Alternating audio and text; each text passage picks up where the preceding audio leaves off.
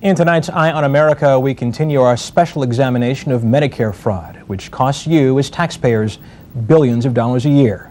Just today, 3 executives of the giant Columbia HCA hospital chain were arraigned on charges of bilking Medicare out of nearly $2 million through overbilling. They pleaded not guilty. It does not end there. As Wyatt Andrews reports, an epidemic of overbilling is threatening the health of the Medicare system. Take a deep breath.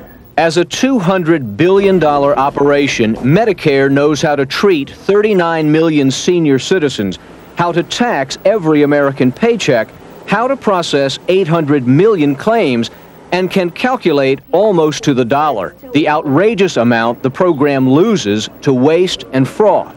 About $23.2 billion went out in 1 year for payments that should never have been made. 23 billion.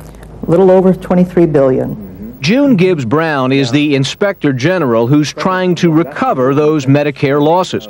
Along with the fraud charges facing Columbia HCA, America's largest hospital chain, Brown is also looking industry-wide at a gray area called gaming. That is where hospitals overbill Medicare by exploiting the rules.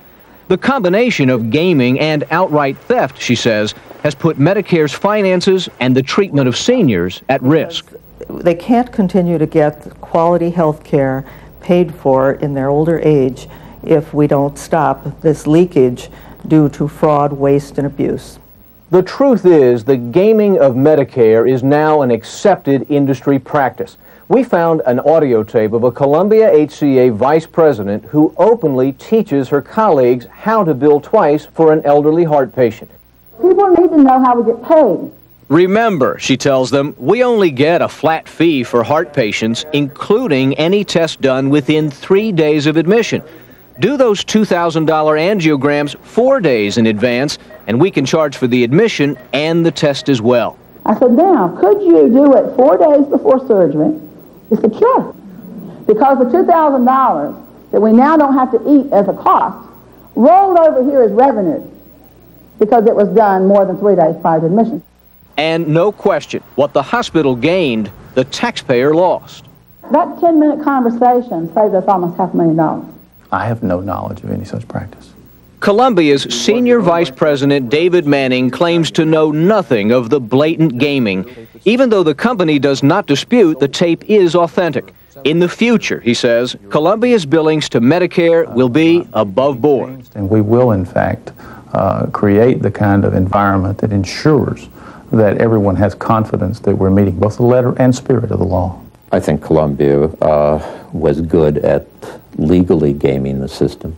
Larry Kaplan, an administrator who has run Columbia and other hospitals, calls gaming a way of life. All hospitals scheme, he says, because some Medicare payments don't cover costs. The system established in many ways makes no sense and in some ways encourages any hospital to survive, to game the system. The government now believes that some Columbia hospitals turned the practice of gaming into systematic criminal fraud. The arraignments in Florida are just the first signal that cashing in on Medicare can lead to prison. In Nashville, Wyatt Andrews for Eye on America.